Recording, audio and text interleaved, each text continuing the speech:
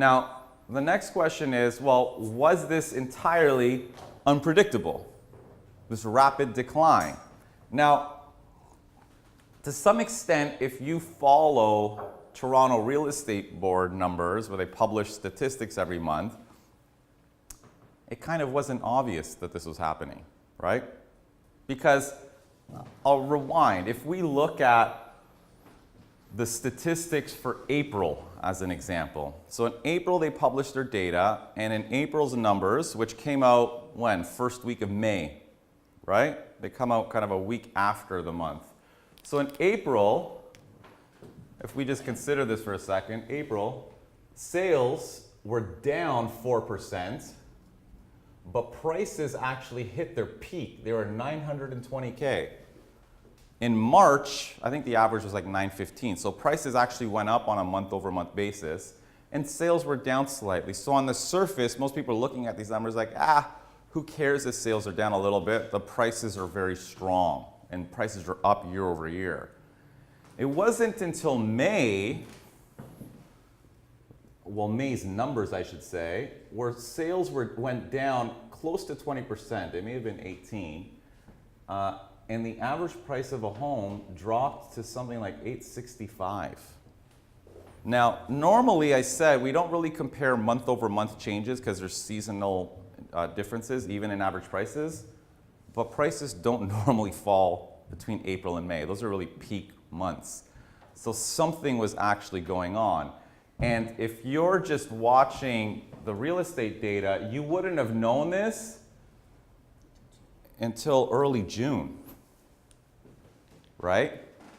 So we started noticing the market shifting. So actually what we started to do is we started to analyze the housing data weekly, which admittedly is a bit obsessive because housing markets shouldn't change that dramatically from one week to the next.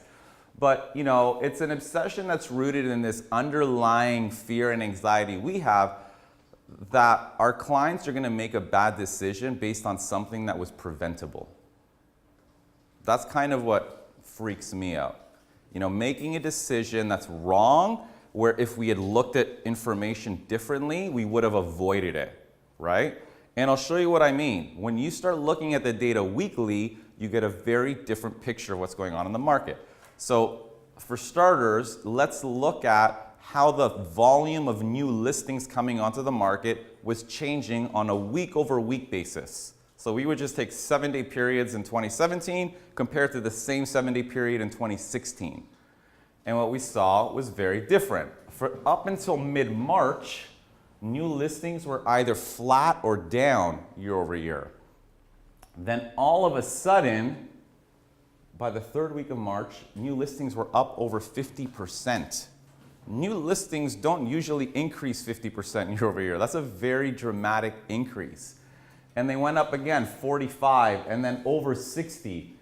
And then this, where they're basically flat, is because there was a holiday that week. It may have been Easter. And then, but you'll see the week after, they climbed up over 80%. So right off the bat, you see a very different lens of what's going on in the market. And the first red flags that we started seeing were not in June, they were in March. Right? So the first thing in our market was not demand falling, it was actually listings going through the roof. And when we started looking at changes in demand, we started to see a similar picture. Demand lagged. Demand actually peaked. Year over year, sales were up 40% by the end of March because of all these homes that came on the market. All of a sudden, it was like there was some relief from buyers. There's a little bit more inventory, more stuff to choose from, so everyone just rushed out and bought homes. But by April, by the second or third week of April, listings started actually falling 20% year over year. So this stat of only being down 4% was a little misleading because demand was strong the first 2 weeks, but by the end of April, demand started falling significantly. And then you'll see it basically started falling every week to the point where sales were down over 40% year over year. So why does this matter? How does this impact or help someone's decision when they're buying a home?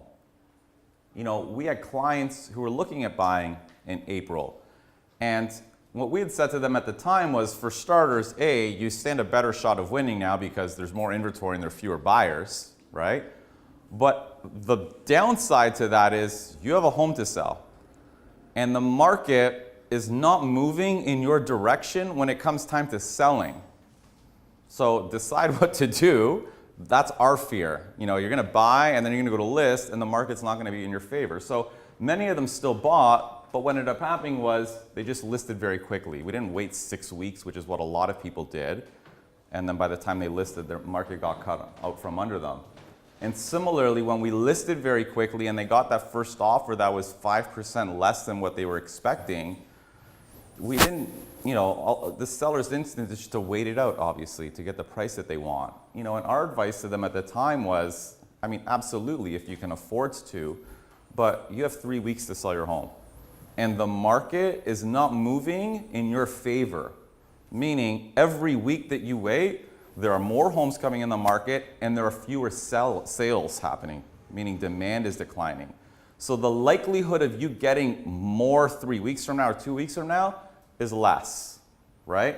And again, we're not perfect. We don't know for sure. All you can do is tell people and let them decide. And most of our clients took the advice and took the offer.